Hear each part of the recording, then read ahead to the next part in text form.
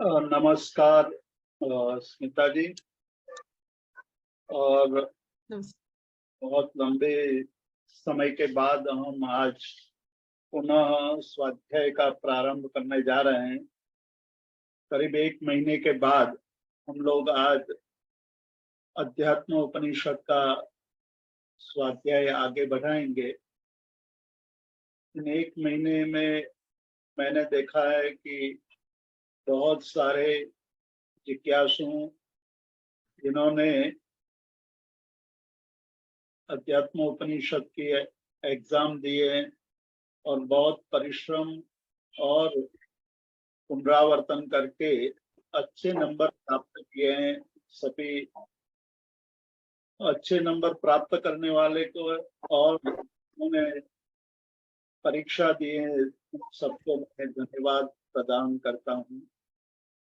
इसी तरह से स्वाध्याय में घनिष्ठता आती है, पुनरावर्तन होता है और जो बातें हमने सुनी है उन सुनी हुई बातों को हम अच्छी तरह समझने लगते हैं। जैन धर्म में स्वाध्याय के जो क्रम बताया है वह है वाचना, पृच्छना, परावर्तना, अनुपेक्षा और धर्म कथा।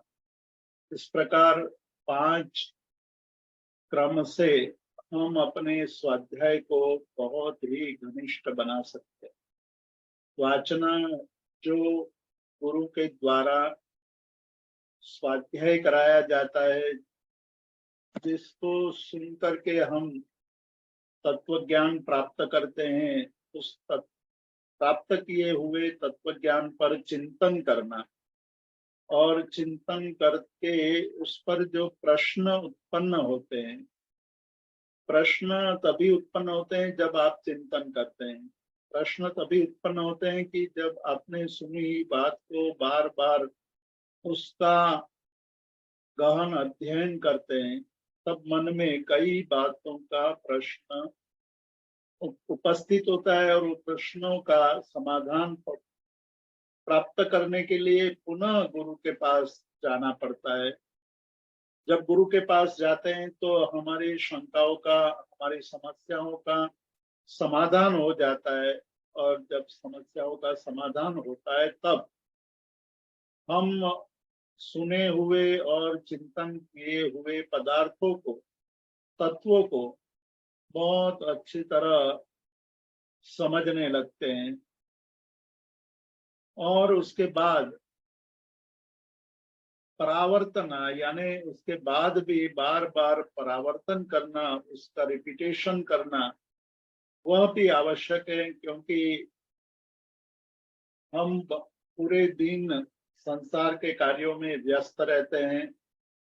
हम पूरे दिन पर पदार्थों के साथ हमारा व्यवहार बना रहता है, तो दिन भर हम अपने से बहुत दूर निकल जाते हैं। उसमें पुनः स्थिरता आए, हम अपने आत्मा के अंदर ही स्थिर हों, उसके लिए बार बार परावर्तन करना, उसका बार बार अभ्यास करना, जिससे हमने जो तत्व प्राप्त किया है वो एकदम स्थिर हो जाता है।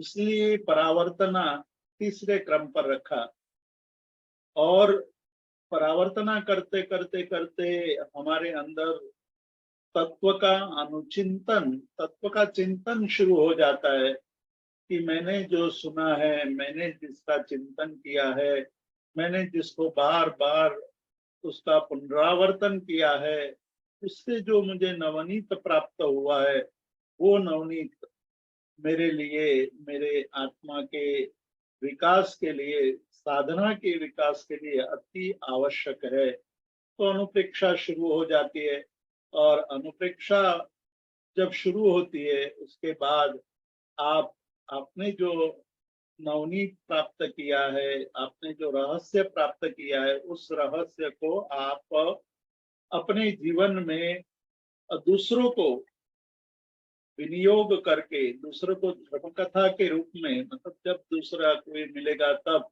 आपने जो प्राप्त किया है उसका विनियोग करेंगे, उसी की बात करेंगे, यानी कि धर्म का कथन शुरू हो जाएगा, जिसके द्वारा हम जो सांसारिक प्रवृत्ति या सांसारिक कथा करते हैं उसका अंत आता है।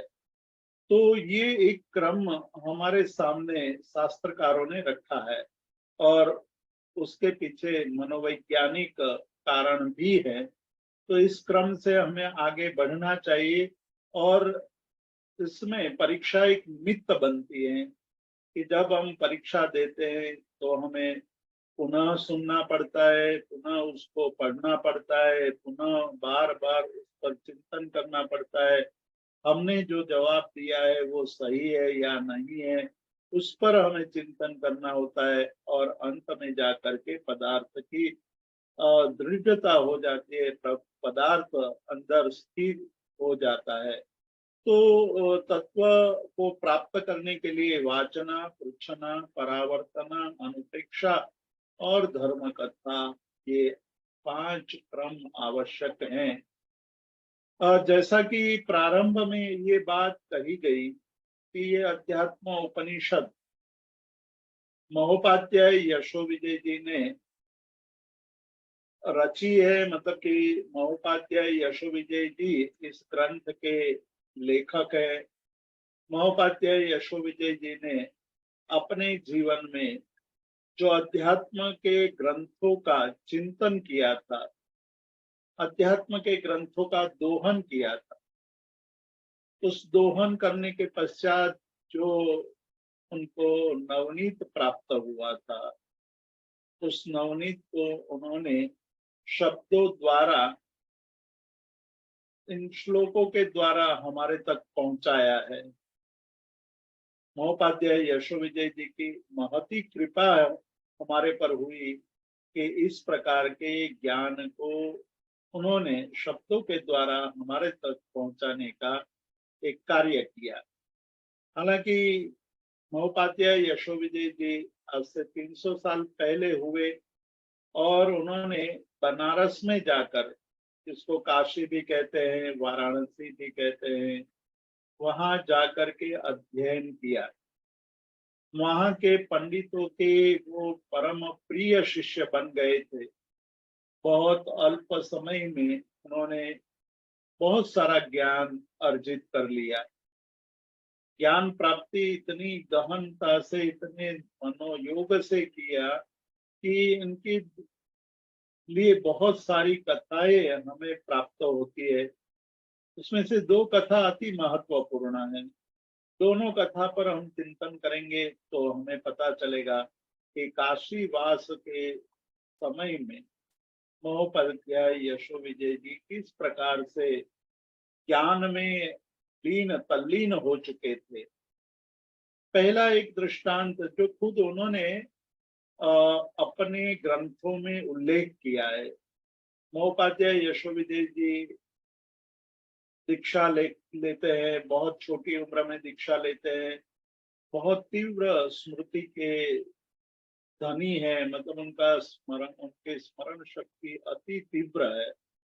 जो एक बार कल्प भक्तामर स्तोत्र सुनने के बाद उनकी माता को वो भक्तामर स्तोत्र सुनाया करते थे।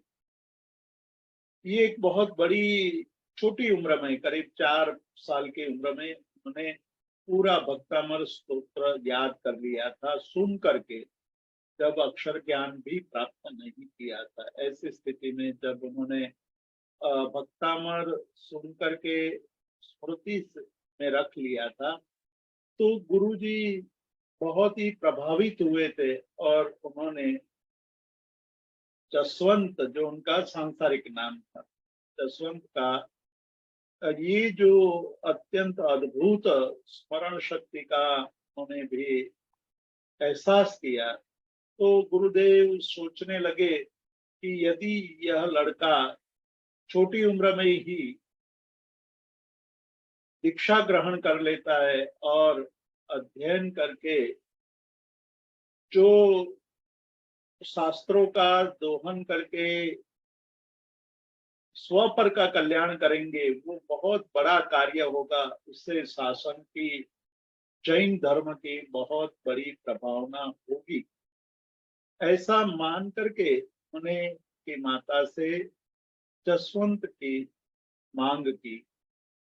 एक माता के लिए ऐसा होनहार पुत्र गुरु के चरणों में समर्पित करना बहुत बड़ी बात होती है। हम जानते हैं कि एक माता के लिए पुत्र के प्रति जो स्नेह होता है वो कितना गाढ़ होता है, अति तीव्र होता है। चाहे पुत्र गलत काम भी कर रहा है, चाहे पुत्र माता को परेशान भी कर रहा है, लेकिन माता के लिए पुत्र का वियोग अत्यंत दुखद होता है। तो यहाँ तो एक होनहार पुत्र है, दूसरी तरफ गुरु की मांग है, गुरु मांग रहे हैं सामने से।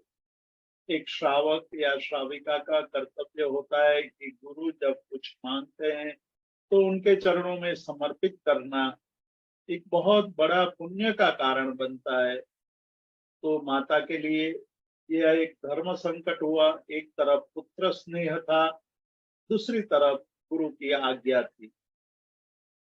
माता सोचने लगती है कि मैं क्या करूं। पुत्र स्नेह है, मेरा पुत्र स्नेह, ये पुत्र के जीवन को आगे बढ़ा सकता है, वो तो बात सही है। लेकिन मेरे स्नेह के कारण यदि पुत्र संसार में रह करके आगे बढ़ेगा तो क्या कर पाएगा, कितना कर पाएगा, किसको लाभ होगा, ये बहुत गंभीर चिंतन माता के मन के अंदर शुरू हो जाता है। माता सोचती है कि यह पुत्र बड़ा होकर के बहुत बड़ा श्रेष्ठी बन सकता है, बहुत बड़ा बिजनेसमैन बन करके हमारे परिवार का भला कर सकता है, समाज का भला कर सकता है। लेकिन उससे लाभ क्या होगा, स्व का कितना वो कल्याण कर पाएगा। उसके बजाय यदि वो संयम लेकर के गुरु चरणों में रह करके साधना करके ज्ञानार्जन करके और तब जब ध्यान की साधना करके आगे बढ़ेगा तो स्व कल्याण भी होगा और कल्याण भी होगा। जब वो उपदेश देगा, जब वो समाज के लोगों को धर्म के मार्ग का कथन करेगा तो अनेक अनेक लोगों के लिए वो मार्गदर्शक बन जाएगा। अनेक लोगों को आत्म कल्याण का मार्ग दिखा पाएगा। तो मेरे मोह के कारण, मेरे स्नेह के कारण संसार में रहेगा तो परिवार का भला होगा, हमारे समाज का भला होगा। लेकिन भिक्षा लेगा तो जिन शासन और पूरे समाज का, पूरे देश विदेश के लोगों का भी कल्याण कर पाएगा। ऐसा चिंतन ये माता करती है।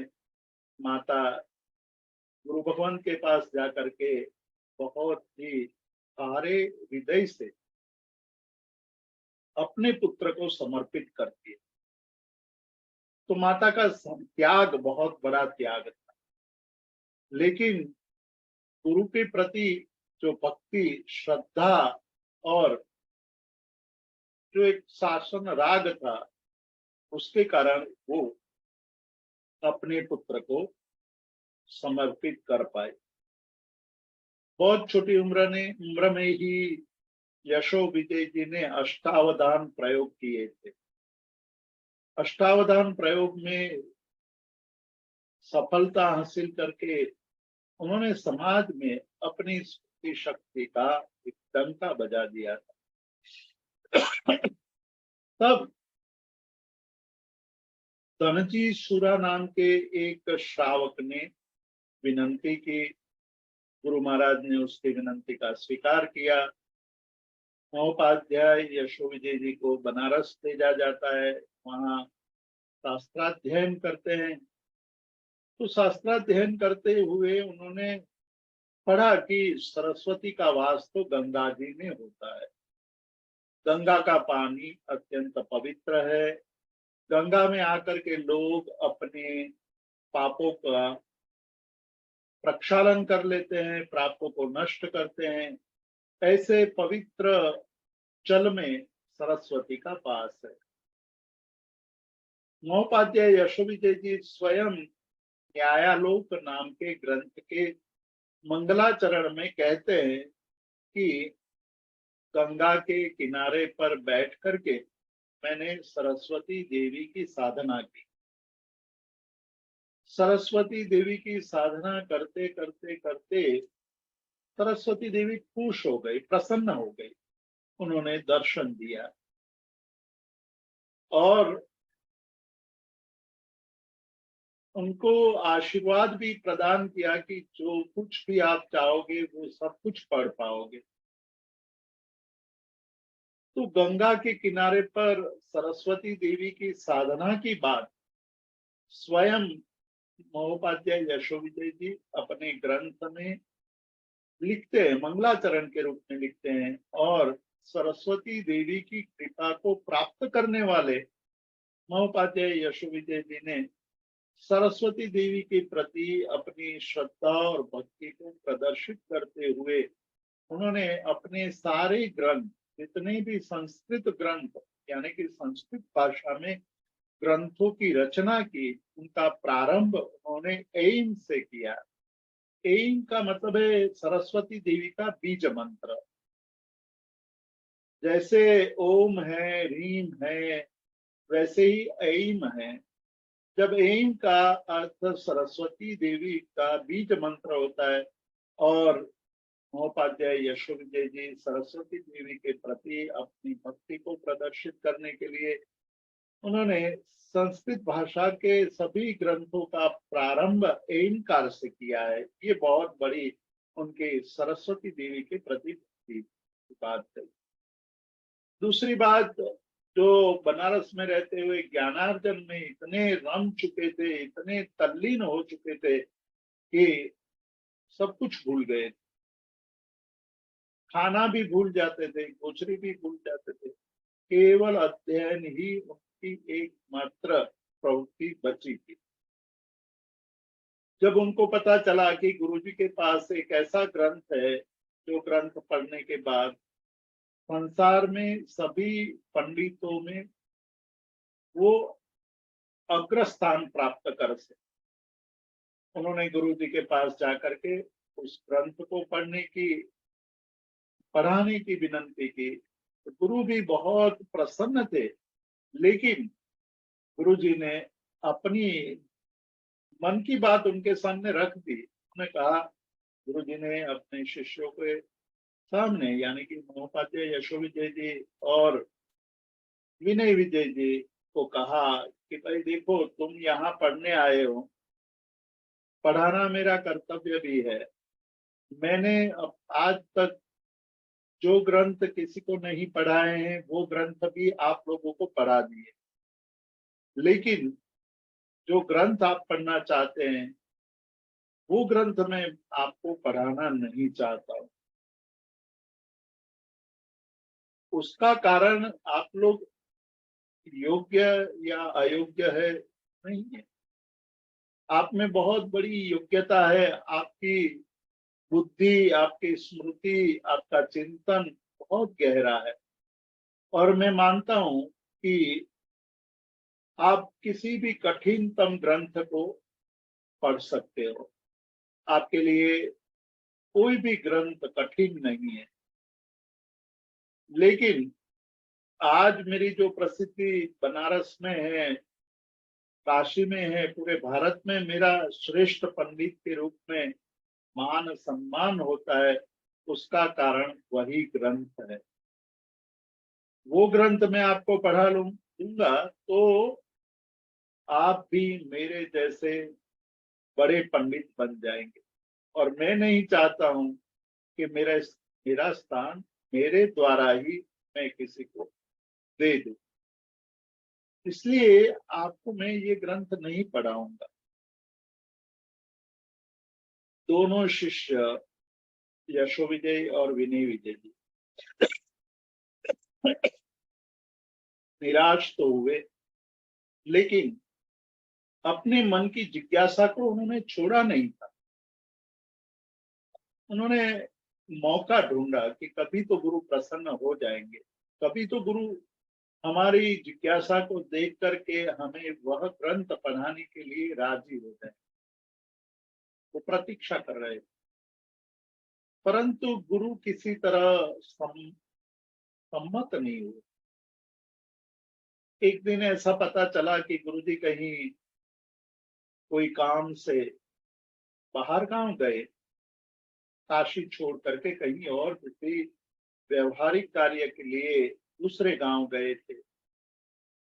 ये दोनों शिष्य गुरु पत्नी यानी गुरु माता के पास जाकर के विनंती करते हैं कि माता जी, आप जानते हैं कि हमारा एकमात्र लक्ष्य बनारस में रहने का, ज्ञानार्जन करने का है, और लोगों ने गुरु जी के पास से बहुत सारी विद्या अर्जित कर ली है, लेकिन जो एक महत्वपूर्ण ग्रंथ है वो गुरु जी हमें पढ़ाना नहीं चाहते।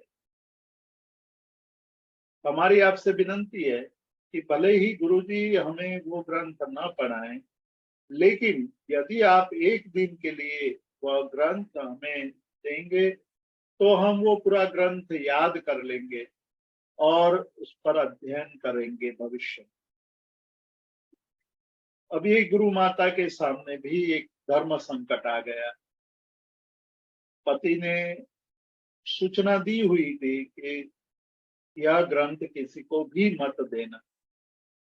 दूसरी तरफ पुत्र समान दो शिष्य जो माँ को विनंती करते हैं कि आप वो ग्रंथ दीजिए, हम लोग उसको एक दिन में लौटा देंगे। वो गुरु माता मन में धर्म संकट का चिंतन करती कि मैं क्या करूं। तब वो गुरु माता अपने मन में सोचती हुई मन में निर्णय करती है कि विद्या देने से आगे बढ़ती है। विद्या को यदि हम स्थगित कर दे, स्थिर कर दे, तो वो आगे नहीं बढ़ पाती। और ये दोनों शिष्य योग्य शिष्य है, लायक शिष्य है, और उनकी प्रतिभा भी अद्भुत है। वो मेरे पति का जो एक अहंकार है, मान कषाय है, उसके कारण ये ग्रंथ इसको पढ़ा नहीं रहे। वे गुरु आज्ञा का मतलब पति की आज्ञा का भंग करके भी विद्या का विस्तार करने के लिए यह ग्रंथ एक दिन के लिए उनको देते हुए कहा कि यह ग्रंथ आप मुझे एक ही दिन में वापस लौटा देना, नहीं तो मेरे सामने बहुत बड़ी समस्या होगी। मेरे पति यदि नाराज हो गए तो मेरे लिए इस घर में रहना भी मुश्किल हो जाएगा। दोनों शिष्यों ने मतलब दोनों जो उपाध्याय यशो विजय जी और उपाध्याय विनय विजय जी ने गुरु माता की आज्ञा को शिरोधार्य करके ग्रंथ को ग्रहण किया। अपने स्थान पर आकर के दोनों ने मिलकर के निर्णय किया कि एक ही दिन में पूरा ग्रंथ हम याद कर लेंगे। 1600 श्लोकों का वो ग्रंथ महोपाध्याय यशो विजय जी ने एक दिन में 900 श्लोक याद कर लिए। विनय विजय जी ने बाकी के श्लोकों को रट लिया। इस प्रकार से दोनों के द्वारा का ग्रंथ याद कर लिया गया, लर्न बाय हार्ट कर लिया। दूसरे दिन जब गुरु माता के पास जाकर के ग्रंथ समर्पित करते हैं, तब गुरु माता बताती है कि आपके गुरुजी अभी एक दिन और रुकने वाले हैं, आप इस ग्रंथ को एक दिन और रख सकते। यशो विजय जी अत्यंत प्रसन्न होते हैं, लेकिन विनय विजय जी धर्म संकट में पड़ गए। मैं कहा कि मैं एक दिन में जितना याद कर सकता हूँ उससे मैंने बहुत सारी चीजें याद कर ली है। अब मेरी क्षमता नहीं है कि मैं ज्यादा याद रख सकूं, लेकिन यशो विजय जी उस ग्रंथ को लेकर के अपने स्थान पर आकर के बाकी रहे हुए श्लोक को भी उसी दिन याद कर ली। तो ये एक बहुत बड़ी बात है कि 1600 श्लोक को 2 दिन में याद कर लेना और अध्ययन कर लेना, ये उनकी स्मृति शक्ति की अद्भुत बात है। ये हमारे लिए ये बहुत बड़ी बात है कि काशीवास के दरमियान महोपाध्याय यशो विजय जी ने जो विद्यार्जन किया था, उस विद्यार्जन का परिणाम शेष जीवन में अनेक ग्रंथों की रचना में निमित्त बना। काशी से आगरा जाते हैं, आगरा में भी वहां के पंडितों के साथ अध्ययन करते हैं, उसके बाद गुजरात में आते हैं और गुजरात में आकर के धर्मोपदेश देते हुए अनेक ग्रंथों की रचना। महोपाध्याय यशो विजय जी की खूबी वह है कि उन्होंने संस्कृत भाषा में बहुत ही गंभीर ग्रंथों की रचना की, प्राकृत भाषा में सिद्धांत ग्रंथों की रचना की और सामान्य जनों को बोध हो सके, इसलिए उन्होंने गुजराती भाषा में भी ग्रंथों की रचना की। ऐसे महान महोपाध्याय जी ने रचे हुए ग्रंथ जो अनेक दृष्टि से महत्वपूर्ण है। अध्यात्म जैसे गूढ़ और रहस्यमय विषय को आमतौर पर समझना अति कठिन होता है। एक तो अध्यात्म की भाषा रहस्यात्मक होती है, दूसरा अध्यात्म का अनुभव साधना के बिना नहीं हो सकता है। जो साधना करता है उस साधक को ही अध्यात्म की बातों को समझने में सरलता रहती है। लेकिन जो केवल विद्वत्ता के लिए अध्यात्म का ग्रंथ पढ़ते हैं, उनके लिए तो कई बार अध्यात्म का रहस्य पाना अति कठिन हो जाता है। तो इसलिए अध्यात्म जैसे गंभीर रहस्यात्मक गूढ़ विषय को महोपाध्याय यशो विजय जी ने ग्रंथ रूप में हमारे सामने रखा है। उसका मतलब है कि महोपाध्याय यशो विजय जी की खुद की अध्यात्म की साधना बहुत ऊंची रही होगी और उसके कारण ही हमें इस प्रकार के ग्रंथों का लाभ मिल रहा है।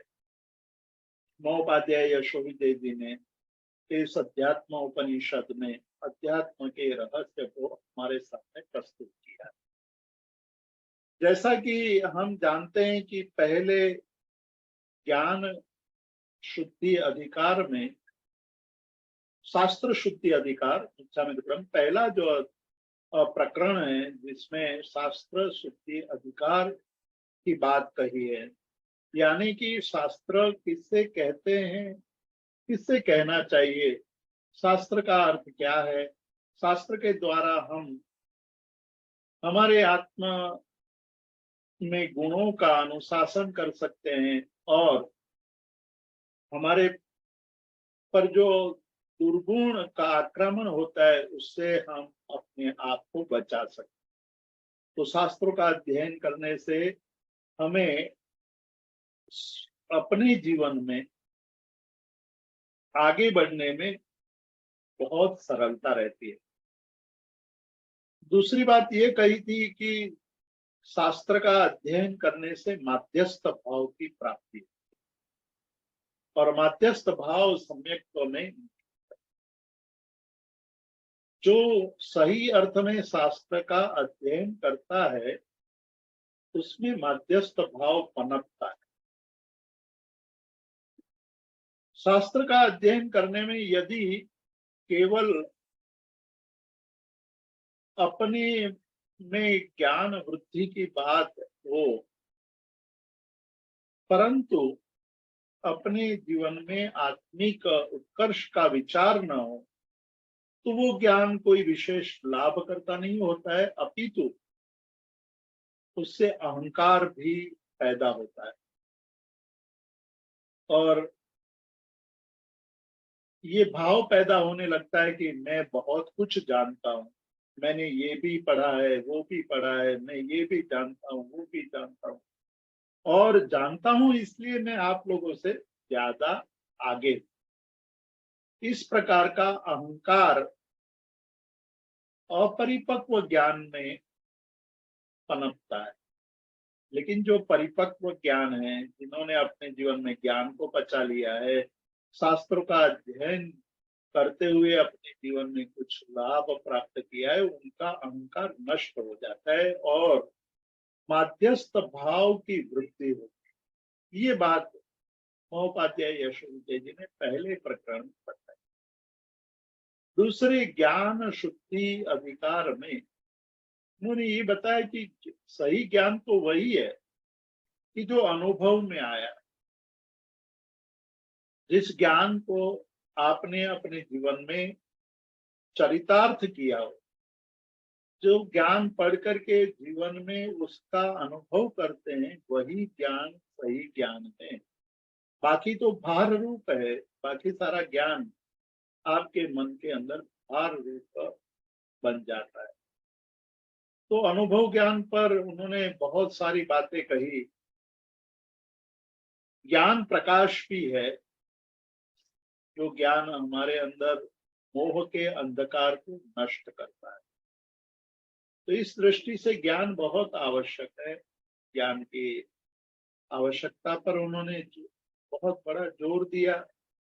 उन्होंने कहा कि ज्ञान, इस प्रकार का अनुभव ज्ञान प्राप्त हो जाने से भी कार्य समाप्त नहीं होता है, उसके बाद भी हमें कुछ करना चाहिए, और वो क्रिया की बात लेकर आए। तब ज्ञान और क्रिया के बीच में बहुत गहन चिंतन हमारे सामने प्रस्तुत किया उन्होंने। ज्ञानवादी कहता है कि ज्ञान से ही कल्याण हो जाएगा, ज्ञान ही सब कुछ है और ज्ञान से हमारा कल्याण हो जाना है, इसलिए क्रिया की आवश्यकता नहीं है। श्रीमद राजचंद्र इस प्रकार के लोगों के लिए शुष्क ज्ञानी कहा है कि ये शुष्क ज्ञानी जो लोग होते हैं, वो अपने जीवन में केवल ज्ञान की बात करते हैं, लेकिन उससे कोई विशेष लाभ होता नहीं। क्रिया आवश्यक है, और क्रिया की आवश्यकता को समझाने के लिए महोपाध्याय यशोविजय जी ने क्रिया शुद्धि अधिकार या योग, क्रिया योग शुद्धि, इस प्रकार का प्रकरण उन्होंने लिखा। क्रिया की आवश्यकता पर उन्होंने शास्त्रीय ढंग से, व्यवहारिक ढंग से और साधना के क्षेत्र में क्रिया की आवश्यकता की बात बता रहे। उसको आगे बढ़ाते हैं हम कि क्रिया क्यों आवश्यक है। क्रिया की आवश्यकता को बताते हुए कहते हैं कि ज्ञानवादी जब ज्ञान की बात करते हैं, वो कहता है कि ज्ञान ही महत्वपूर्ण है, और एक अपनी बात को सही बताने के लिए, सही दर्शाने के लिए एक दृष्टांत दे।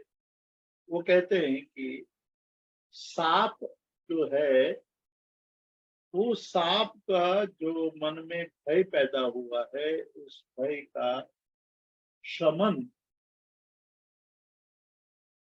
क्रिया करने मात्र से नहीं होता है, ज्ञान से होता है। ये जो सांप होने की भ्रांति मन में पैदा हुई है, उस भ्रांति का शमन ज्ञान से होता है। जब ज्ञान हो जाता है कि मैं जिसे सांप मान रहा हूं वो सांप नहीं, भ्रांत दशा में सांप को देख करके मतलब जो पदार्थ देखा है उसमें सांप की भ्रांति होने के कारण मन में भय पैदा हुआ है और डर पैदा होने के कारण वो भागता है, सांप सांप सांप करके डरता है।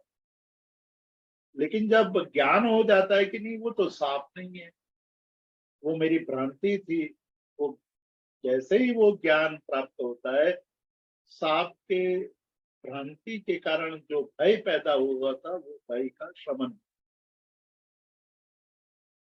क्रिया करने से वो शमन नहीं होता है। ये बात करके ज्ञानवादी कहते हैं कि ज्ञान अति आवश्यक है। उसका जवाब देते हैं महोपाध्याय यशोविद्या जी, कहते हैं कि सत्यम, तुम्हारी बात तो सही है कि ज्ञान आवश्यक है, ज्ञान से हमारे भ्रांति, अज्ञान मूलक जो भ्रांति थी उस भ्रांति का शमन हो जाता है। तथापि आगम में जो क्रिया की बात कही गई वो क्रियाएं ज्ञानी लोग भी करते हैं, मतलब ज्ञानवान अपि क्रियते या ज्ञानिनो अपि उपयुज्यते, ज्ञानी को भी वो उपयोगी है। संचित अदृष्ट नाशार्थम, जो हमने पहले से ही अदृष्ट यानी जो कर्म बंद किया हुआ है उसको नाश करने के लिए आसुरी नाम के एक ऋषि जो योगी परंपरा में हुए, उन योगी परंपरा में हुए इस ऋषि ने कहा है कि क्रिया की भी आवश्यकता है और उन्होंने दृष्टांत दिया। जिस प्रकार से यहाँ ज्ञानवादी ने अपने ज्ञान के मत को स्थापित करने के लिए सांप की भ्रांति और उसको दूर करने वाले ज्ञान की बात करके कहा कि ज्ञान ही महत्वपूर्ण है, उसके जवाब में वो कहते हैं कि तंदूल, तंदूल यानी जो चोखा, जब चावल उगता है तो चावल पर एक आवरण होता है और उस आवरण को हटाना पड़ता है।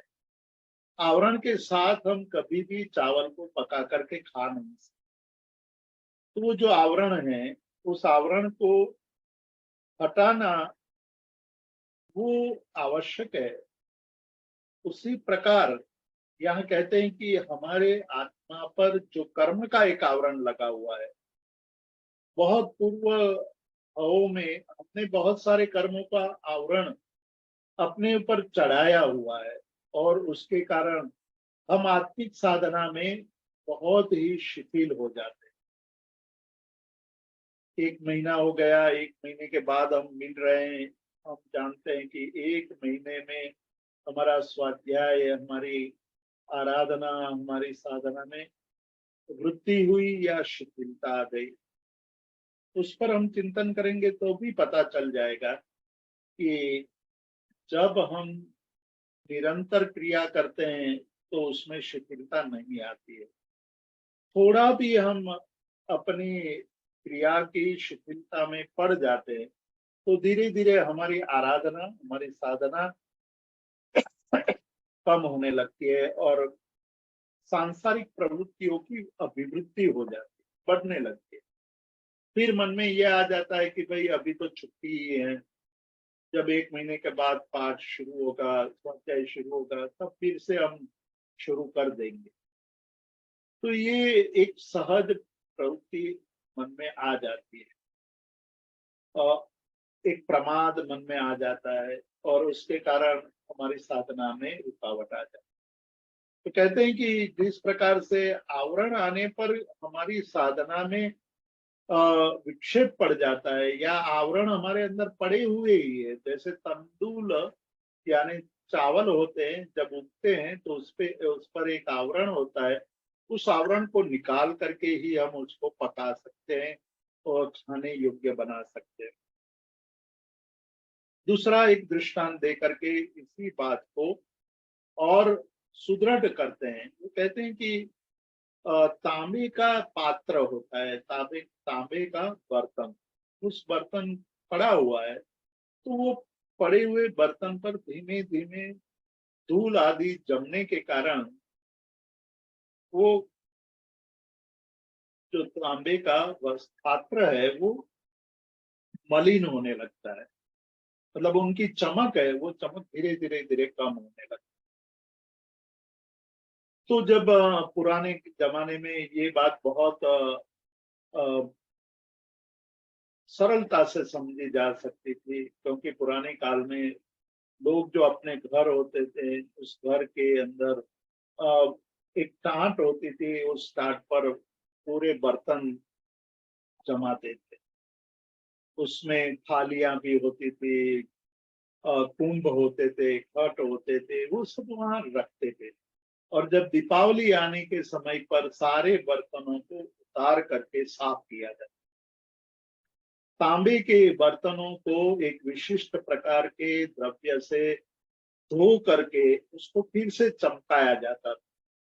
तो कहते हैं कि जिस प्रकार से तांबे के पात्र पर आई हुई कालीमा को एक विशिष्ट प्रकार के द्रव्य से साफ करने पर वो पुनः चमकने लगते हैं, उसी तरह समय बीतते बीतते हमारी आत्मा पर भी बहुत सारे आवरण आ चुके हैं, बहुत सारे आवरण। उस आवरण को दूर करने के लिए हमें क्रिया करनी चाहिए। जिस प्रकार से बर्तन को धोया जाता है, उसको शुद्ध किया जाता है और कालीमा को दूर किया जाता है, उसी प्रकार क्रिया के द्वारा हमारी आत्मा पर जो कषायों की कालीमा पड़ी हुई है, कषायों की कालीमा ही बहुत ही एक ऐसा सूक्ष्म दृष्टांत है जिसका चिंतन हमें बार बार करना चाहिए कि मेरी आत्मा पर कषायों की कालीमा कितनी गहनता से चिपकी हुई है। छोटे छोटे निमित्त मिलते ही वो कषाय जागृत हो जाते हैं, अहंकार आ जाता है, मैं जानता हूं आप लोग तो जानते ही नहीं हो।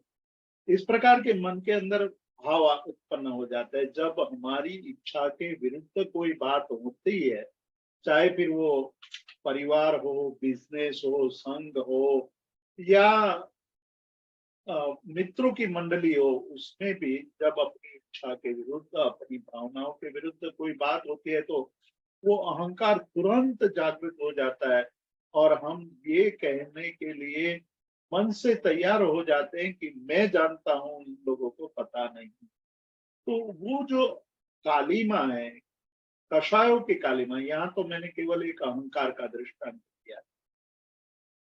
लोभ भी ऐसे ही अंदर पड़ा हुआ है, माया भी पड़ी हुई है, क्रोध पड़ा हुआ है। तो वो कहते हैं कि इस प्रकार की कालीमा को, इस प्रकार की जो कालीमा लगी हुई है, कालिका है अपनी आत्मा पर, कषायों की जो कालीमा चिपकी हुई है, उसको दूर करने के लिए क्रिया आवश्यक। क्रिया करने से, क्रिया की बात हमें ये याद रखना है, क्रिया का मतलब है तप, जप, स्वाध्याय आदि। कि जब हम तप, जप, स्वाध्याय आदि निरंतर करते रहते हैं, तभी हमारे ऊपर जो आत्मा पर लगी हुई कालीमा है, उस कालीमा को हम दूर कर पाएंगे। और वो निरंतर करने की, क्योंकि बहुत सूक्ष्म रूप से वो आत्मा के साथ चिपकी हुई है। नश्यति क्रिया पुत्र, वो आसुरी नाम के ऋषि अपने पुत्र को समझाते हैं, कहते हैं कि हे वत्स, हे बेटे, जो जिस प्रकार से चावल का आवरण, उसको कूटने से चावल को कूटा जाता है, जब वो उगता है तो उसको कूट करके ऊपर के आवरण को हटाया जाता है। तो कूटने की एक क्रिया है जो आवरण को नष्ट करती है।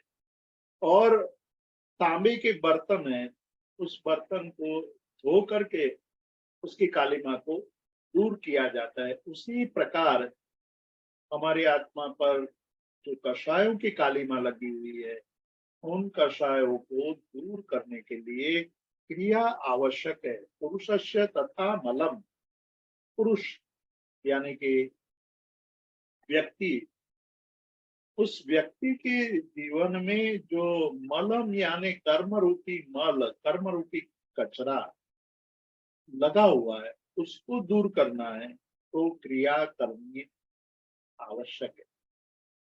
क्रिया से ही हमारे उस मल को हम दूर कर पाए। जीवस्य, अब यहाँ दो बातें आती कि एक ही दृष्टांत से काम चल जाता, दो दृष्टांत क्यों दिए, ये मन में प्रश्न हो।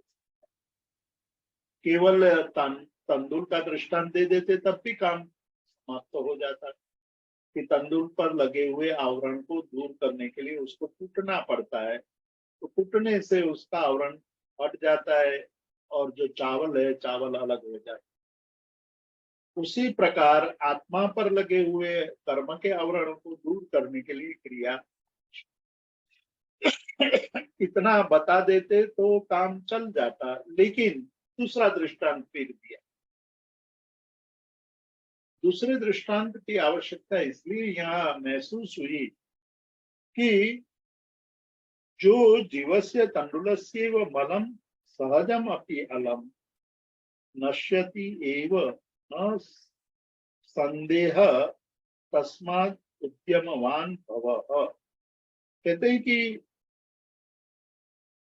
जो तांदूल यानी चावल होता है, उस पर जो मल होता है, वो आवरण होता है, वो आवरण सहज यानी जब अ, तंदूल का उगना होता है तो उसके साथ आवरण भी साथ ही साथ बनता जाता है। तो वो सहज मल हमारे आत्मा के साथ अनादिकाल से जुड़ा हुआ है, उसको नाश करने के लिए क्रिया की आवश्यकता है। और जो हमारा जो सामान्य व्यवहार है वो एक तांबे पर लगे हुए कचरे की तरह। तो दो प्रकार के मल हमारे सामने लगे हुए, एक सहज मल मतलब अनादि काल से हमारी आत्मा पर वो आवरण पड़े हुए, और दूसरा हम रोज रोज जो पर पदार्थों में लीन रहते हैं उसके कारण जो नए नए आवरण अंदर जुड़ते जाते हैं, वो तांबे के पात्र की तरह है। तांबे के पात्र पर जो रजकण लगने के कारण उसकी कालीमा आ जाती है, उसी प्रकार हमारे आत्मा पर भी आवरण आ जाते हैं। और एक है सहज यानी अनादिकाल से हमारे आत्मा के साथ जुड़े हुए जो कर्म के आवरण है, वो। तो इसलिए यहाँ दो दृष्टांत दिए। तो कहते हैं कि क्रिया के द्वारा ही, एक में कूटने की क्रिया, दूसरे में धोने की क्रिया। तो कूटने की क्रिया से चावल के आवरण का नाश होता है और धोने की क्रिया से तांबे के पर आई हुई कालिमा को दूर किया जाता है। उसी प्रकार तब जब स्वाध्याय आदि करने से हमारा सहज मन और हमारे पर जो लगा हुआ वर्तमान कालीन जो मल है उसको भी हम दूर कर सकते हैं। नश्यति एवं, क्रिया करने से ही वो उसका नाश होता है। इसलिए क्रिया के प्रति तुम संदेहवान न बन। ये बहुत महत्वपूर्ण बात कही कि क्रिया, ज्ञान ज्ञान की महत्ता को समझ सुन करके, कि ज्ञान की महत्ता स्थापित करने वाले लोगों की बात सुन करके क्रिया के प्रति उदासीन मत हो जाना, उसके प्रति उद्यमवान बनना है। जब तुम उद्यमवान बनेगा, अपने पुत्र को कह रहे हैं, जब तुम उद्यमवान बनेंगे तब तुम्हारा जो अंदर मल है, सहज मल, और जो नया नया मल ऊपर चढ़ता जाता है, उसका व्याकरण होगा, उसका नाश हो जाएगा। इसलिए यहाँ दो दृष्टांत दिए। अब जो एक कहते हैं कि भाई तुम तो जो बात कर रहे हैं, महोपाध्याय यशोविजय जी स्वयं एक प्रश्न उठाते हैं कि आप जो बात कर रहे हैं वो बात क्या आपकी ही एक नई बात है? आप ही जो बात कर रहे हैं वही बात आप कह करके अपनी महत्ता स्थापित करना चाहते हैं कि अन्य लोग भी यही बात करते हैं? दूसरे धर्मों में भी ये बात कही गई है या नहीं कही? तो महोपाध्याय यशोविजय जी कहते हैं कि अविद्या जो वेदांती है, वेदांत यानी जो अद्वैत वेदांत को ही धर्म का स्वरूप मानते हैं, वो लोग भी कहते हैं कि अविद्या नाम का एक दोष है, अविद्या नाम के एक हमारे हमारे अंदर दूषण पड़ा हुआ है, वो अविद्या के कारण हमारे आत्मा पर आवरण लगते हैं। तो भाई नैया जो वेदांती है वो अविद्या कहते हैं। फिर कहते हैं कि जो सांख्य लोग है, वो सांख्य लोग विदृक्षा कहते हैं कि हमारे अंदर इच्छाएं पड़ी हुई है, विदृक्षा देखने की इच्छा, वो इच्छा हमारे आवरणों का कारण है। भवबीज कहते हैं, योग मार्ग वाले कहते हैं कि भवबीज संसार का कारण है, बीज है, जो कर्म है हमारे पर लगे हुए आवरण है, भवबीज। वासना, बौद्ध लोग कहते हैं कि वासना के कारण हमारा संसार, हमारा जन्म मरण का चक्र है वो रुकता नहीं है, वासना कहते हैं। और योग मार्ग में एक बात और भी बताई कि सहजम मलम, सहज मल है। तो ये सारे बहुत सूक्ष्म चिंतन करेंगे तो समझ में आ जाएगा कि ये तो कर्म के ही पर्याय है। हमने कर्म कहा है, वेदांतियों ने अविद्या कहा उसको, सांख्य ने दिदृक्षा कहा, वे योग मार्गी ने भवबीज कहा, और बौद्धों ने उसको वासना कहा। तो इस प्रकार से कर्म को अलग अलग धर्म में अलग अलग शब्दों से बताया गया है। तो सूक्ष्म चिंतन करेंगे साधना के क्षेत्र में, आप जैसे जैसे आगे बढ़ते जाए तो आपको कोई भेद नहीं दिखाई देगा। यहाँ जो भेद दिखाई दे रहा है केवल शाब्दिक भेद है, तात्विक भेद नहीं है। तो जैसे जैसे हम तत्व ज्ञान प्राप्त करते जाएंगे, तत्व की अनुभूति करते जाएंगे, तत्व बोध होता जाएगा, वैसे वैसे अन्यों के प्रति जो हमें भेद दिखाई दे रहा है वो भेद नष्ट हो जाएगा। हमें सब में एक ही बात का दर्शन होने लगेगा और हम ये समझने लगेंगे कि हमारे पर जो अविद्या का आवरण है या वासना का आवरण है या विशिक्षा इच्छाओं का आवरण पड़ा हुआ है, वो क्रिया से नष्ट हो जाएगा, क्रिया के द्वारा नाश हो। तो क्रिया की आवश्यकता पर महोपाध्याय यशोविजय जी इतनी लंबी चर्चा की, अभी भी आगे और चर्चा करेंगे और उसकी चर्चा हम अगले स्वाध्याय में देखेंगे। आज हम यहीं रुकते हैं, समय हो चुका है और अगले जी स्वाध्याय अध्याय यशोविजय जी की और बात हम जी जी thank you so much sir. Course बहुत अच्छे से रिवीजन हो गया हमारा। और किसी को कोई प्रश्न है आप हैंड रेज कर सकते हैं या अनम्यूट कर सकते हैं।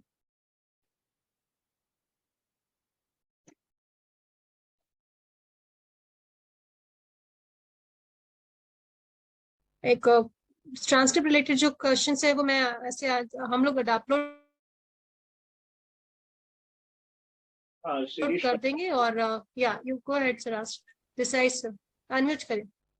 या योर टर्न। या प्रणाम प्रणाम जीतू भाई। हाँ जी प्रणाम।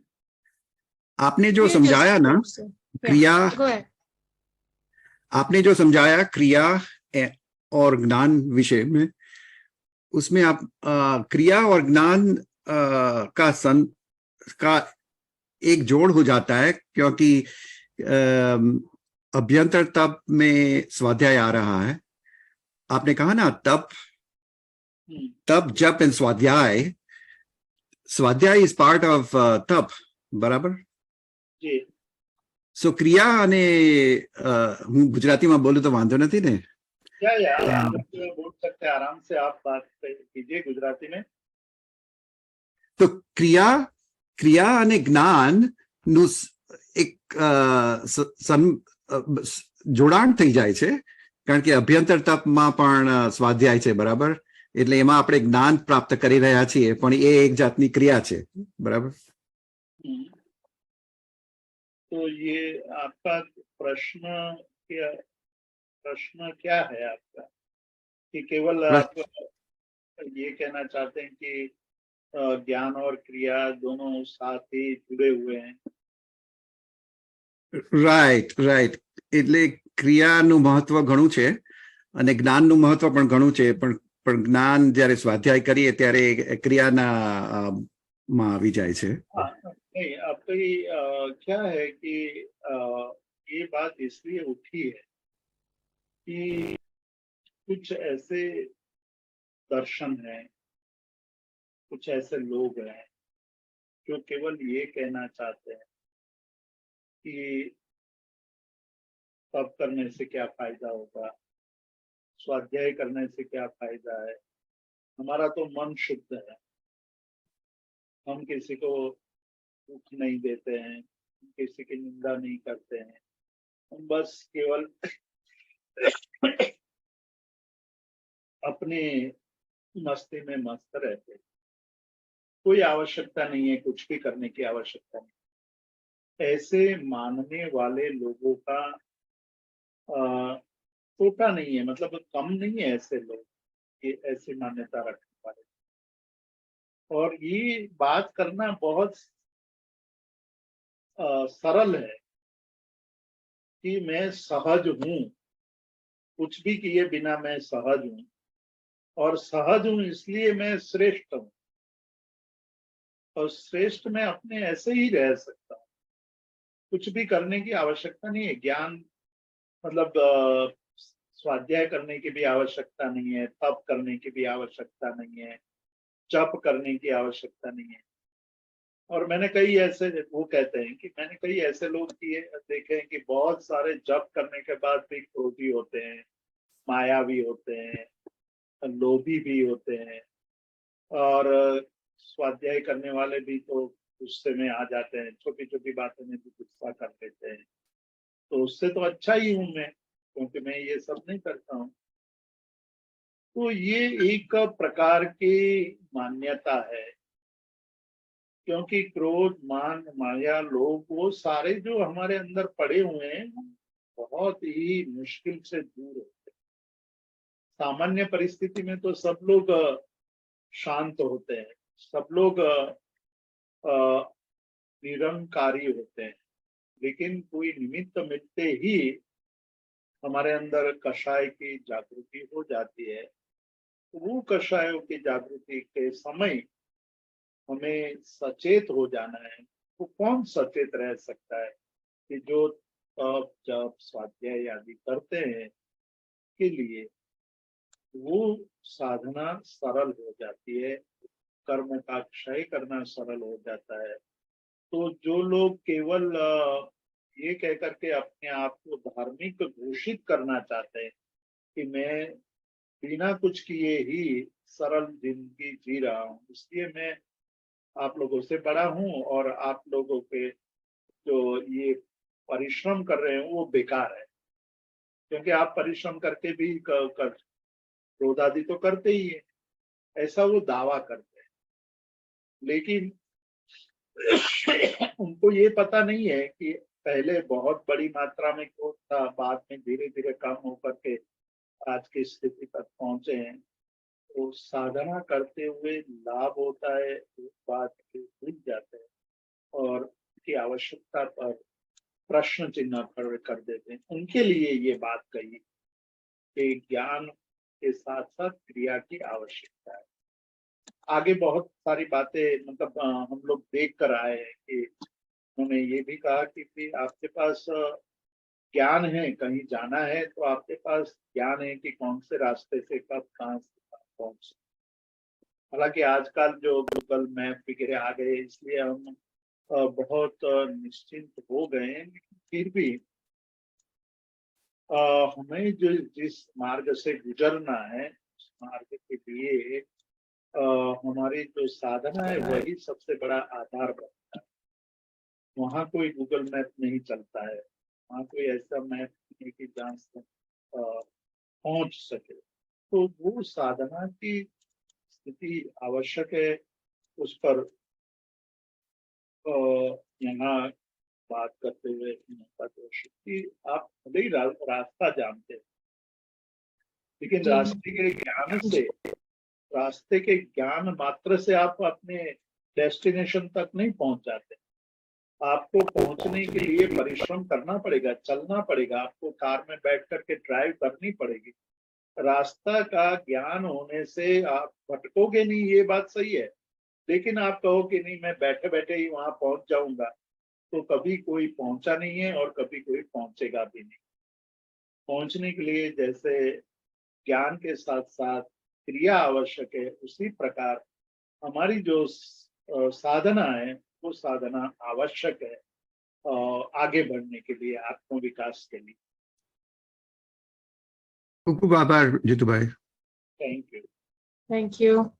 Thank you Shri Desai sir. किसी और को कोई प्रश्न है?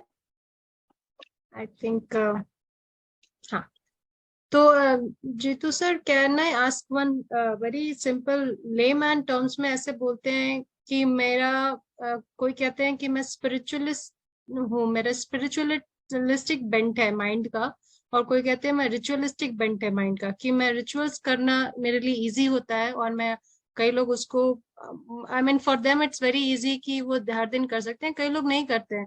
तो कहीं जैन हमारे सिद्धांत में इन लोगों को सेपरेट करके करते हैं या क्या कहते हैं, मतलब विच वन इज बेटर, ऐसा करके कुछ है division sir? Because both aim तो दोनों का एक ही है, they want to do good liberation and of course uplift their life, but ऐसा बोलते हैं कि मेरा bent of mind is like this. Smita ji, सबसे बड़ी बात तो ये है कि जब आप साधना के क्षेत्र में आगे बढ़ जाते हैं और अध्यात्म के क्षेत्र में जब आगे बढ़ते हैं तो किस प्रकार के हमारे सामने प्रश्न आते हैं, वो बातें यहाँ महोपाध्याय यशो विजय जी हमें बता रहे हैं। जो आप बातें कर रहे हैं वो बातें साधना के क्षेत्र में प्रवेश करने के पहले की बातें हैं। साधना के क्षेत्र में, स्पिरिचुअलिटी के क्षेत्र में प्रवेश करने से पहले लोग किस प्रकार की बातें करते हैं? वो यही बातें करते हैं कि भाई मेरा माइंड ऐसा है कि मैं तो क्रिया ही करता रहता हूँ, कोई कहता है कि मैं तो मतलब ज्ञान की ही बात करता हूँ। तो ये अभी साधना की जो वास्तविक दशा है वहां तक पहुंचे ही नहीं है, और उसके बात करने के लिए ही महोपाध्याय यशो विजय जी ने स्पिरिचुअलिटी मतलब कि जो आध्यात्मिकता है वो क्या है, जो आध्यात्मिकता के भ्रम में है, मतलब आध्यात्मिक है नहीं लेकिन आध्यात्मिकता के भ्रम में है, उनके मन में ये सारी बातें आती है कि मैं इतना करता हूँ इसलिए आध्यात्मिक हूँ, मैं इतना करता हूँ तो आध्यात्मिकता। वो नहीं है। यहाँ जो महोपाध्याय यशो विजय जी कह रहे हैं कि आध्यात्मिकता एक बहुत बड़ी चीज है। साधना के क्षेत्र में आगे बढ़ने के लिए ये अति आवश्यक है कि आप इन सब बातों का जो अध्यात्म उपनिषद में कही है वो सारी बातों को आप बहुत गंभीरता से लें, तो आप साधना में आगे बढ़ पाओ, ये कहना है। जी जी जी sir ji, thank you Guru ji. I think प्रश्न नहीं है हमारे पास, तो हम आज के यहाँ के सेशन को यहाँ पे विराम देंगे एक छोटे से प्रार्थना के साथ। अणु परमाणु शिव बन जाओ, अखा विष्णु मंगल थाओ, सर्वे जीवे मोक्षे जाओ, खामे में सव्य जीवा खमंतु में, मित्ति में सब भूएसु वैरन वंजना कीर्णई, सर्वथा सहो सुखी थाओ, पाप ना कोई आचरो, राग द्वेष थी मुक्त थई ने, समता सहु समाचरो। इस प्रार्थना के साथ सभी को सादर जय जिनेन्द्र। हम लोग नेक्स्ट सेशन में मिलते हैं एंड एग्जाम्स के बारे में अगर किसी को कुछ प्रश्न है तो मैं ये सिर्फ इतना ही बताती हूँ कि हमारा नेक्स्ट अगस्त से हम लोग फिर से रखने वाले हैं। I think twice we will keep the test.